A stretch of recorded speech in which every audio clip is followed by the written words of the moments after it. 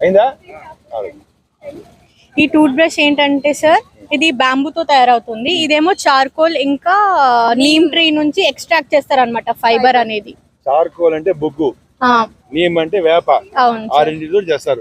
ఆ ఫైబర్ నుంచి ఎక్స్ట్రాక్ట్ చేసి ఇవి అనేది చేస్తారన్నమాట. బ్రిజిల్స్.